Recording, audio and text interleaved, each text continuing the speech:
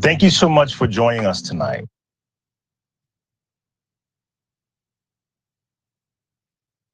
We are incredibly grateful to have you with us as we continue our series of town halls focused on addressing the growing issue of sextortion. This is a serious threat that affects children of all ages and backgrounds. We believe it demands ongoing conversation, education, and collective action. Today marks the second presentation in our series of discussions aimed at raising awareness, offering support, and providing the resources needed to protect our communities from sextortion. It is critical that we not only raise awareness, but also share knowledge, build understanding, and equip families and communities with the tools they need to stay safe in an increasingly digital world. The information you'll hear tonight is designed to help protect you and your loved ones from falling victim to online exploitation. Whether you've been personally impacted or are here to learn how to prevent this crime, your participation is a meaningful step toward making a difference.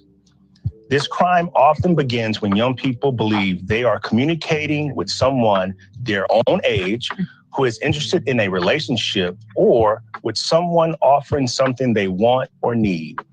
Sextortionists prey on vulnerability, often targeting individuals who may feel isolated, ashamed, or too embarrassed to speak up. But together, we can break that silence. Our goal tonight is to shine a light on this threat by openly discussing the risks, warning signs, and most importantly, the resources available to support victims, report incidents, and prevent future harm.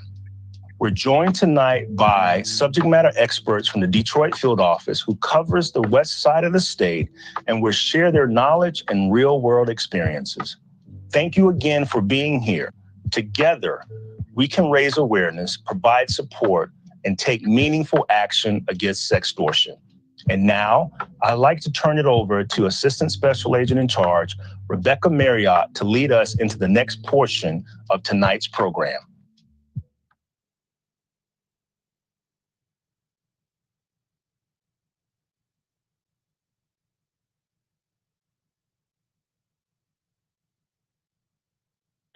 Good evening, everyone, and thank you for joining us. My name is Assistant Special Agent in Charge Rebecca Marriott, and I cover the Western District of Michigan for the FBI.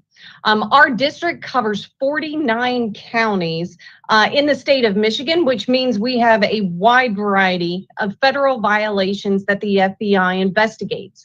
However, tonight we are going to specifically be talking about sextortion investigations and what we've learned on the Western District of how to go about those investigations. Like SAC Gibson said, we have a room full of experts who actually are the investigators here for the FBI looking into this scam. They're going to be talking about what is sextortion, red flags that you can look for, as well as things that you can do if you or someone you know has been a victim of sextortion. Now, before we begin, I would like to go over a few housekeeping items so that you know throughout the presentation of what you can do. So the first thing you can see is asking questions. We encourage you to ask those questions. You can go on menti.com and there is the passcode that you enter in order to ask those questions. Any questions that you ask are anonymous. So I highly encourage you to reach out and figure out those things that you want to know about sextortion. Make sure you share what you've learned tonight. This is a topic that isn't spoken about enough, and we want to make sure that we get the message out to the public. And lastly, please take a look at our FBI Detroit social media sites. It has a lot of information about all of our investigations, to include sextortion. And now I'd like to turn it over to Supervisory Special Agent Tricia Kovac, who's going to talk about what a sextortion investigation is.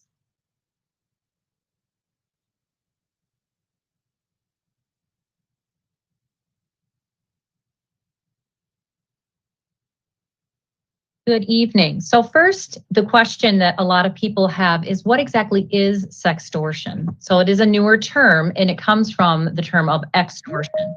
So it's a criminal act where the offender has obtained some sort of an explicit image of the victim, and this can be with minors or adults.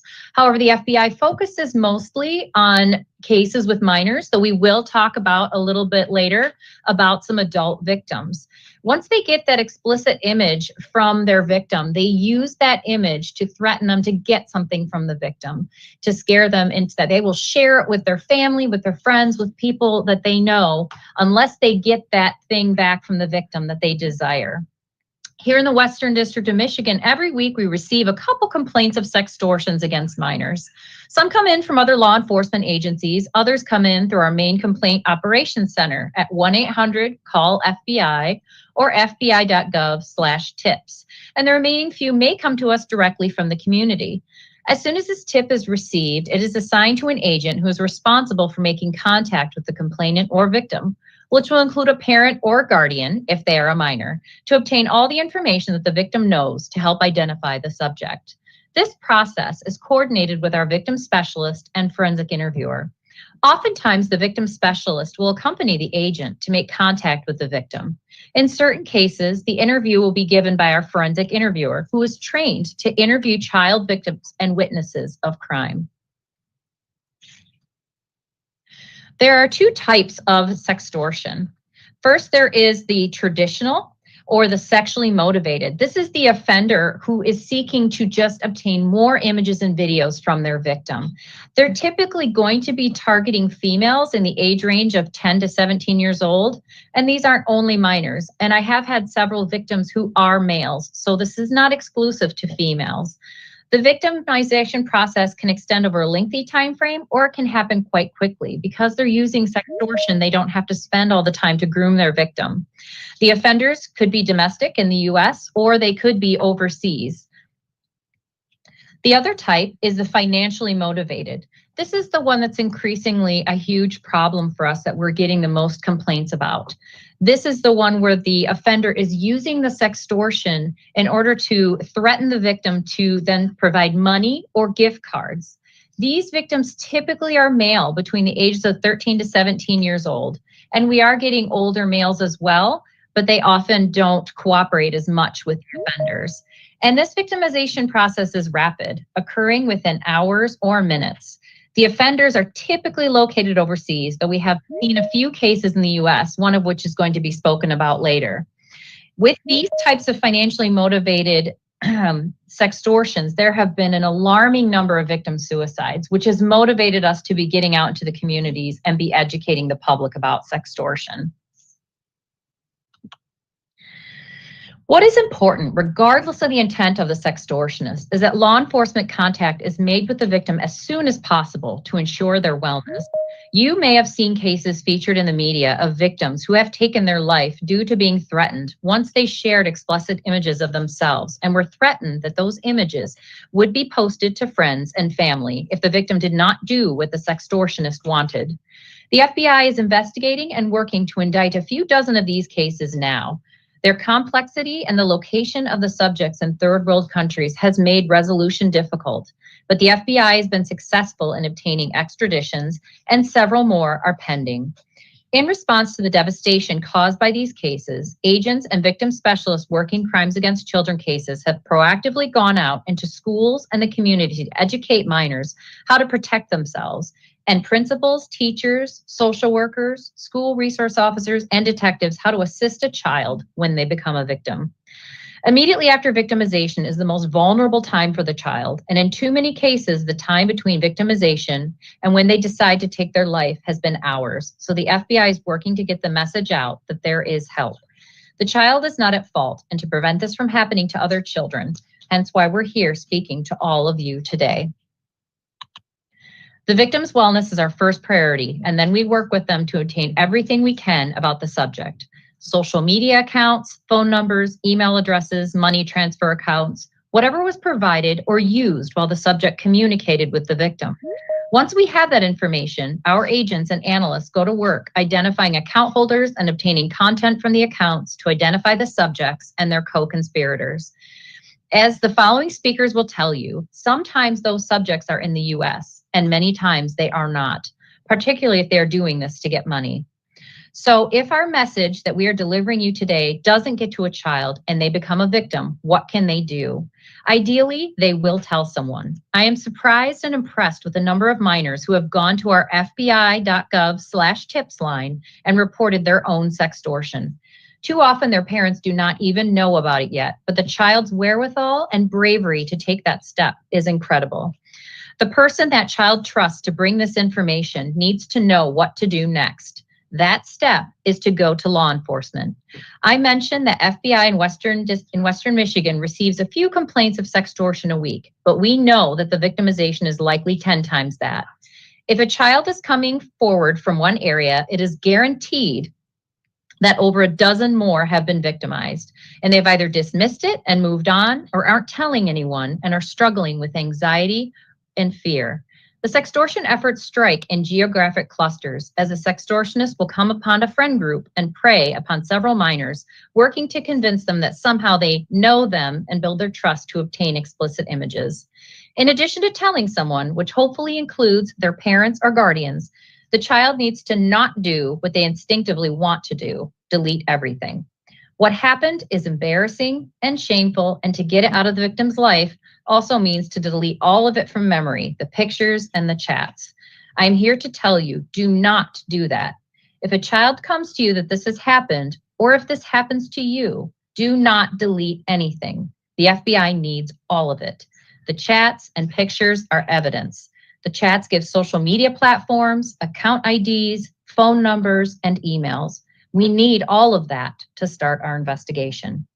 I ask that the victim tells someone, and that the someone, a parent, teacher, friend, or social worker, brings what has happened to law enforcement. The FBI has the best tools to manage these cases, especially when the subjects are overseas. But what is my number one piece of advice to all kids under 18? Never take the pictures in the first place. Sextortion is part of the bigger picture of child exploitation.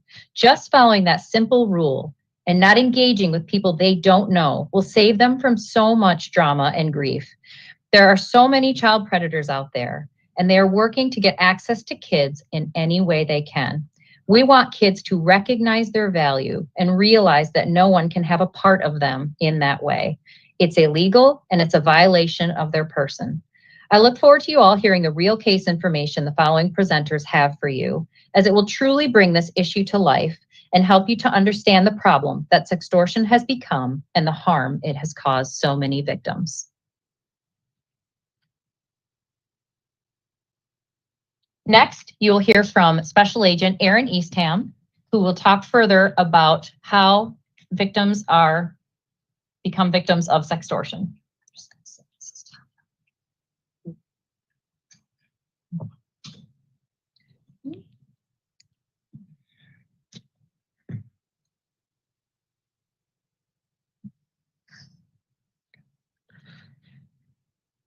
First of all, I want to talk about when a victim becomes a victim of sextortion. The most important themes to remember are that they are not in trouble legally with us. It's not their fault. They are dealing with people who do this for a living, who are professionals at getting kids to send nude images to financially exploit them. They are not alone. This happens to thousands of kids across the entire country. It happens every single day in this country, that people are being targeted and victimized by folks overseas and domestically for those who would exploit them for financial gain. And finally, there's help available. There's life after the images. If someone does fall victim to sextortion, there's help. and there's a path forward, and it is not the end.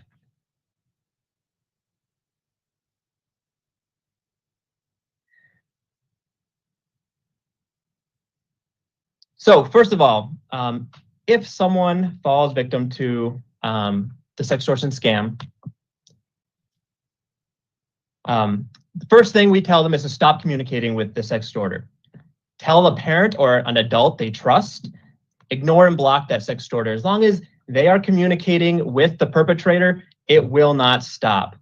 The perpetrator's only weapon is fear, and as long as they are begging, pleading, and communicating with that person for this scam to stop, it will not. And finally, report the incident to law enforcement so we can step in and investigate this and hopefully hold those people accountable. Do not produce or send any more images or videos. Do not pay the sextorter. That will not make this go away. I strongly urge parents and minors to take that lesson to heart. It will not make it go away. It will only make it worse, because once these people think they can get money from you, they will not stop to continually victimize you to get more and more money from you. If all else fails, delete your accounts. I know for a lot of young folks, this can be very difficult. Life on social media seems like the only life there is sometimes. But if that's what it takes to stop the threats, to stop the sextortion, nothing is more important than the mental health and mental well-being of our youth. And preserve those accounts for law enforcement, which will aid in our investigation in this crime. So how victims are targeted: any communication platform, any social media platform in which one person can talk to another person and send a message from one device to another, as well as multimedia files, is being used. Snapchat, Instagram are the two largest, but this can happen on Roblox, Facebook, any messaging system, any social media platform. We have seen it across the board. Perpetrators quick add their victims. They will just mass add as many people as they possibly can. They'll infiltrate friend networks to try and build their repository of potential victims. And then start friend requesting and direct messaging these would-be victims. What they're doing is casting a wide net. The more people they communicate with, the more chance of success that they will have. So everyone is a potential target. They're targeting mostly males around the age of puberty. These are the most vulnerable individuals for this type of scam, and those are the individuals willing to engage in these conversations. They pretend to be young, attractive females who can now entice these young males in that age range where just starting to notice females to do things that they normally wouldn't do. They use a wide variety of tricks. Like I said, these are professionals. They do it day in, day out, every single day. This is their day job. They use social engineering. They use praise and flattery. They develop bonds and personal relationships with their victims. They have to move very, very quickly to develop an intimate personal relationship with their would-be victim, posing as their girlfriend or their online girlfriend. They promise to send photos, and they compliment, essentially engage in every aspect of grooming that they can. And then start the sexual conversations, which is the first step down that road to victimization. There are shared scripts and manuals across the internet that these perpetrators use. There are thousands of perpetrators, but every conversation looks very similar because they're sharing the exact same scripts. Why do they do that? Because it works. So how do they get these young people to send material? Like I said, they quickly develop that intimate relationship. I'm your online girlfriend. It happens within hours, if not sooner. They'll use the approach of I send, you send. They will often send an image first and then guilt their victim or pressure their victim into sending something in return. They will send a nude image, wanting a nude image in return. And victims need different levels of convincing to send those images. And if all else fails, they'll use Photoshop to just crop their victim's face on an image of a nude person and use that as their tool to sextort the victim, telling them they're going to send this to all their friends, family, school, friends, teachers, parents, if they don't pay them money. So what can parents do? They can monitor their kids' social media, restrict phone usage, especially with younger teens. Talk about good cybersecurity practices. I always say that you wouldn't, if someone knocked on your door and asked to be let in and they're a stranger, you probably wouldn't do that, let them rummage around your house and enter your life in such a personal capacity. The same is true with social media. If someone sends you that friend request, you are letting them into your life and to rummage around everything you have posted online. Keep your privacy settings high on social media accounts. And once again, let them know it's not their fault, they're not in trouble, and they're not alone if a child comes to you as a parent telling you that they have been victimized by someone online. And lastly, what to expect from law enforcement if this is reported. First, after a report is made, you'll be contacted by law enforcement for an initial interview.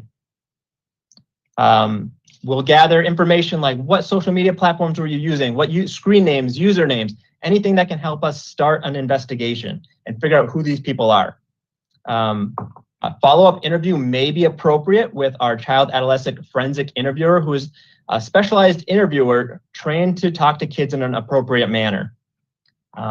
We may need to collect evidence that could mean the device the child was talking to the perpetrator on to extract those images and messages to further our investigation. And then finally, there'll be a follow-up with victim services who will talk about the next steps and offer services that could be helpful for that minor who was engaged in this activity. And with that, our victim specialist, Carmen Kucinich, will be our next speaker.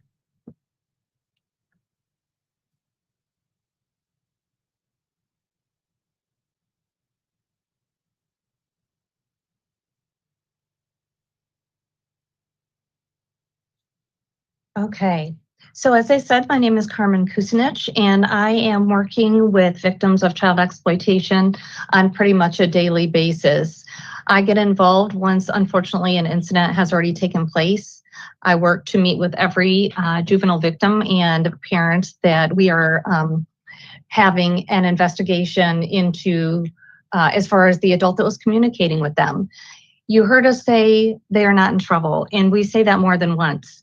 We say it more than once in the presentation. We say it more than once when we're meeting with the family, because we know the kids might be embarrassed and they might be ashamed. And we don't know if the perpetrator has told them that you created this image and it's illegal and you could get in trouble too. So we make sure that we do tell them more than one time. We want to hold these adults accountable. When we say families are not alone, that is actually kind of twofold. So we first let the teens know they are not alone in the fact that so many teens and our preteens even that are being approached on a daily basis, they are not the only ones that have been tricked or manipulated or talked into this type of situation. And then we also let them know that not only do they obviously have their family support, but they have professionals through law enforcement and through social service agencies to help support and guide them through the process moving forward. We also want them to know that by talking with us, not only reporting it, but talking with us as part of our investigation, granting us the interview and sharing the details of what they went through, that can not only help hold the adults accountable, but that's actually keeping other juveniles from being victims of that same person. Next, we also want to let them know that we will keep them as updated as possible regarding our investigation. That does look a little bit different, whether the suspect is international or domestic, but we want to make sure that the families know the outcome of what we are able to accomplish. We also look at needs assessments from a victim specialist perspective. We want to make sure that our kiddos and your kiddos are okay.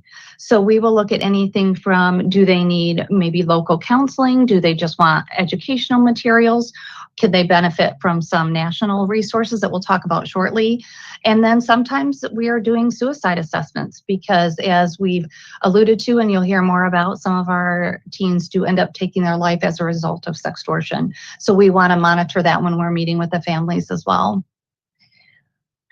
We also talk with our teens about making better choices going forward. So although they are not in trouble with us in any way at this time, we want to hopefully prevent them from falling back into the same situation. So we do talk about, making those smart choices online. Training for law enforcement professionals in the community. I know one of our previous speakers did mention that, but we are really pushing forward in that initiative to educate here in Southwest Michigan. We have training specifically developed for our school resource officers that we've provided in several counties. We've also had requests and presentations coming up for our social workers, psychologists, and also students and parents and other community groups. So all you have to do is just request presentation and we can get someone out to your group. We also have public service announcements and brochures through the FBI that can be shared. We have had actually some school districts that have disseminated our electronic sextortion brochures with parent newsletters and just trying to educate in a variety of ways. My last slide, I want to touch on just what some of those other resources are. So I think it is good for all to know the suicide hotline, and you can just text 988. You can also go on the website, and that's for anyone that may feel suicidal or for family members of someone that is suicidal that can get resources and support, and that's a 24-hour hotline. NCMEC is our National Center for Missing and Exploited Children. They have a huge variety of programs that are available both to teachers and parents for educational materials. That's through NetSmarts. Our Team Hope is a great peer support for parents of children who have been exploited online. And our Take It Down program through the National Center actually has two different tracks. So the Take It Down program can actually be accessed by families, even if they don't want to come forward to law enforcement. If they have the original images or videos of something that was sent through some type of online exploitation, you can work with the National Center and they will assist in helping remove those images from online. So those would be our child pornography or our child sexually abusive material images for those under 18. However, we have also seen that our young college-age students have been approached in similar types of extortion. So they have now included a Take It Down track for those that are 18 and over. And again, that can be accessed without having to come to law enforcement if that's what you choose. Lastly, I just want to throw out to you, if you or anyone you know is going through some type of sextortion, you can call 1-800-CALL-FBI, and that number will also be at the end of our presentation. So next, I would like to introduce Special Agent Tom Peller.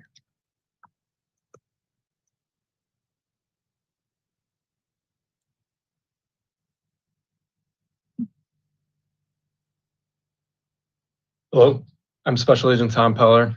I'm going to talk about a couple of investigations ran out of the FBI Detroit field office related to financially motivated sextortion. Before doing so, I'm going to go highlight a couple of investigative points regarding this type of crime that have already been discussed. Number one, it's true. A lot of financially motivated sextortions are ran by international perpetrators. Specifically, the FBI is tracking a large number of sextortions originating from West African countries such as Nigeria and the Ivory Coast, in addition to places like the Philippines. However, these cases do not simply disappear in a vacuum. The FBI utilizes strong partnerships with international law enforcement entities to disrupt criminal actors and networks. I will briefly outline a case from Michigan, which I hope removes some of the pre-existing notions that, quote, these people can't be found. With this being said, the FBI in Michigan also has investigated financially motivated sextortions conducted by domestic perpetrators or people from the United States. Again, I will briefly share a summary of the case from Michigan that outlines this. The first case I'm going to talk about is that of Jordan DeMay, whose life was tragically lost after being victimized by an international sextortion scheme. In March 2022, Jordan was a senior in high school in Marquette, Michigan. On the night of March 24th, Jordan was sent a direct message on Instagram from a profile with this picture. The Instagram user identified themselves as someone named Danny, who lived in Georgia. Jordan, during the conversation, explains to him, Danny, that he is a minor and is someone who is 17 years old and currently in high school. Less than 3 hours later, Jordan was enticed to send an explicit photo of himself. 1 minute after that, the conversation shifted, and Danny turned to extortion. Specifically, she said, "I have screenshot all your followers and tags, can send this nudes to everyone, and also send your nudes to your family and friends until it goes viral. All you've got to do is cooperate with me, and I won't expose you. Are you gonna cooperate with me?" Over the next 2.5 hours, Danny sent Jordan more than 800 messages, coming out to about 1 message every 10 seconds. In response, Jordan complied, and he sent in a $300 extortion payment to the perpetrators. However, this wasn't enough. They continued to hound him until he felt that there was no way out. At 2:23 a.m. on March 25th, 2022, less than 5 hours after the initial conversation started, Jordan states, "I want to kill myself." To which Danny responds and says, "Sure, I want you to be dead." The last messages, which began on 2:43 a.m., just over 5 hours after the initial approach, Jordan sends, "I'm killing myself right now because of you." To which Danny says, "Good, do that fast or I'll make you do it. I swear to God." Jordan tragically took his own life approximately 5 hours after being contacted, sexually exploited, and extorted. The FBI in Michigan worked this case and identified a group of sextortionists based out of Nigeria. To this date, 2 subjects were arrested in Nigeria and extradited back to the United States. To illustrate the lengths and distance the FBI is willing to go in order to hold sextortionists accountable, we've included a couple of images of the FBI case team traveling to Lagos, Nigeria, and extraditing these 2 back to Grand Rapids, Michigan. Jordan's story has become very active in the public, and his parents have done an incredible job of conducting outreach in his name to raise awareness around sextortion. Here are just a couple of headlines from places like NBC and CNN related to his case. The other case I will touch on that was investigated by the FBI in Michigan was again tragically associated with a sextortion that resulted in a victim taking their own life. In August of 2023, a young man from the Grand Rapids areas was found dead by a self-inflicted gunshot wound. Local police responded to the incident and appropriately identified that the victim had extorted online, and the case was referred to the FBI. As investigators, there are certain things that we look for that stand out related to sextortion schemes that have been mentioned. One in particular is the sharing of common scripts. This case was different. Instead of the typical, this will go viral type of message, a simple message was sent there, which says, "What can you send me on Cash App right now?" This was used to extort the victim after sexually explicit images and conversations were exchanged and threatened to be released. The FBI in Michigan identified that the perpetrator of this sextortion was a man incarcerated in state prison. The inmate obtained a contraband cell phone against the rules and regulations of the prison and used it to access a fake online dating profile. This fake persona was then used to commit sextortion against the victim from the Grand Rapids area. This man was charged with attempted extortion, stalking, and wire fraud. In February of 2025, he was found guilty on all charges by a jury in Kalamazoo. We highlight these cases to bring home a very simple yet dangerous point. When you engage in conversations with someone online who you do not know, the other end of that conversation could be a group of international criminals. It could be a convicted criminal with a contraband cell phone in prison, or it could be the local bully 5 houses down. I'm going to now turn it over to my colleague, Emily Lenneman.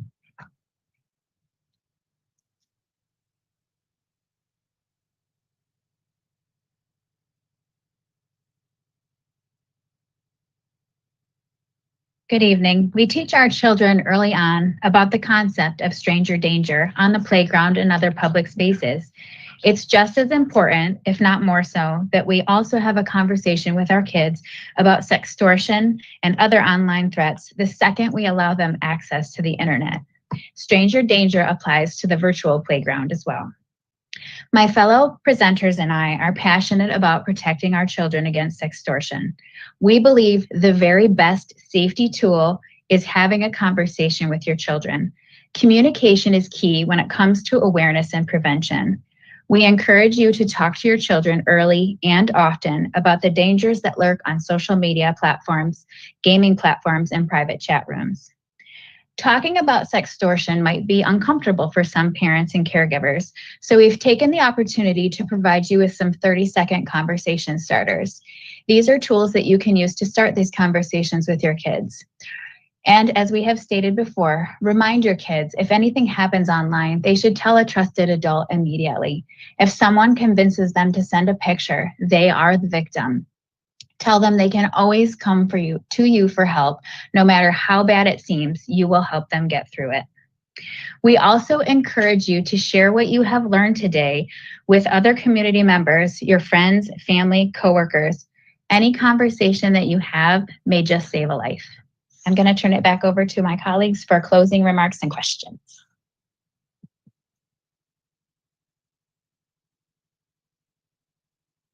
Okay, now the portion of this is we are going to take some questions that has come in over the chat box. Remember, you can go on menti.com and use the code that's provided. I'm going to go ahead and highlight again. If you want to put a question in there, they are anonymous, and we will be able to not know who's putting that in there, but we want to be able to get those answers. So I will start off with a first question that was put in the text box. The question is, you mentioned stopping the sextortion by deleting accounts. How can victims preserve important evidence while doing this? I'm going to turn this question over to Special Agent Eastham to answer. So this is a good question. At the end of the day, nothing's more important than the victim's mental health. And if deleting the account to stop the sextortion from continuing is the best thing for the child, we will figure it out on the back end from law enforcement how to go after this subject. If before deleting the account, you can take a screenshot and note the subject accounts, their screen names, their usernames, and what platforms they have used, that would go a long way to help our investigation. Again, we would never put a child's mental health or make them any more anxious than we have to in pursuit of these investigations. We're victim-centered and victim-focused first. Okay, thank you, Aaron. Our next question is, what happens if you identify a suspect overseas? To answer this question, I'm going to turn it over to SA Tom Peller. Another good question, and we appreciate these types of questions. So as we mentioned, overseas suspects make up a big pool of the people that we investigate. So if we identify a suspect, the first thing that matters is where overseas are they? And so to answer this in a broad sense, we have to use our international partners. And then depending on the type of situation we're in, we could either refer it to them for what we would refer to as local prosecution, so possibly prosecution in the local country where the suspect is at, or we can utilize the partnership to develop our own individual cases here in the United States. So there's a lot of different realms and ways that we handle that, but that's just a couple examples of the ways that we would move forward in a case like that. Okay, and Tom, while I have you up here, this is another good question for you. If someone has sent money to a sextorter, can they get their money back? The short answer is yes, the answer is you can. Now, would I say it happens a lot? Probably. It really depends on the amount of time that took place between victimization and reporting to law enforcement. Oftentimes, the way that these organizations are set up is there is a sophisticated laundering network that would go through, in the fact that it doesn't always get sent into a one-to-one situation from victim to perpetrator. However, we have had success in the past in getting money back. It just depends on every situation is unique. Okay, thank you, Tom. Again, I just want to remind the group that if you have a question, please go to menti.com and use that code in order to submit your questions to us. Our next question is, should we continue to chat with the sextorter until law enforcement is involved? And this is a good question. I'm going to let Supervisory Special Agent Tricia Kovat address that. So we discourage any continued communication from the sextorter because they will amp up their efforts. There have been times too that they have utilized additional sextortionists to go after these people and to potentially even start trying to intimidate family members and things like that. You want to make them think that they are getting nowhere with you. So you need to cease the conversations and then of course just save it and give it to law enforcement because they're going to grow bored and move on to someone else, which we hate that too, but this is a business. If they're not getting anything out of you, they're going to move on and leave you alone. Okay, thank you. And just a reminder, Menti is MENTI.com and our code is 87878297 for those questions. Okay, our next question is, how do sextorters find victims? Who do they target? So this is Special Agent Aaron Eastham again. Good question. They are this prowling on social media networks. It is really by far and large random. They are trying to cast a very wide net and find as many people as they can. They're generally looking for that male population between the ages of 11 and 17 years old. And then they're looking for anyone who will respond back to their initial messages, their friend requests. And once they have someone on the hook, they start going into these scripts, sending photos of who they pretend to be, which is generally an attractive young woman, and the scam moves on from there. Okay, thank you, Aaron. The next question. Do you all just investigate sextortion? I can actually answer that question. I think I will take that one. No, that is just one of a wide variety of investigations that we have for the FBI on this side of the state. We have investigations into all kinds of violent crime, as well as drug investigations, human trafficking investigations, as well as national security investigations, all on this side of the state. We are, each of my agents, they do have specific roles and investigations that they kind of stick with, but for the most part, we cover everything. So next question. How can I get a sextortion presentation at my school or work or church group? Okay, so I am going to turn this over to Emily to answer that question. You can contact the FBI through the community outreach email of DE_communityoutreach@fbi.gov. Perfect, thank you. All right.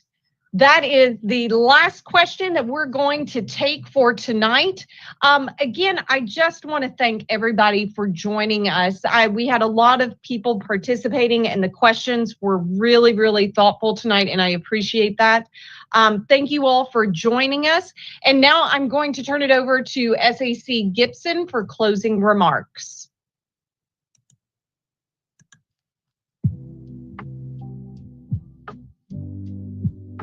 Tonight, we've taken a critical step forward by raising awareness, sharing knowledge, and ensuring we have the tools we need to protect our children and communities from the threat of sextortion.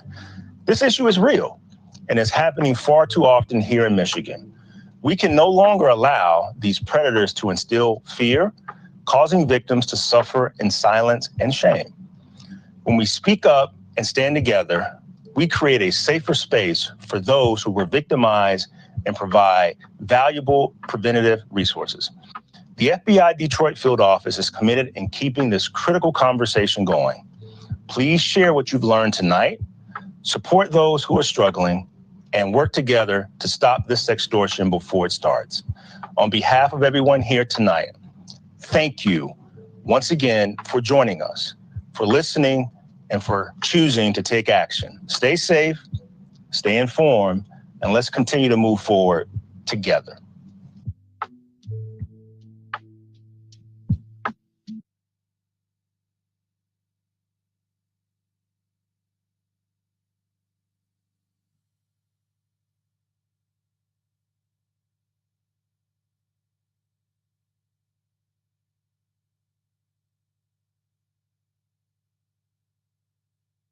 you.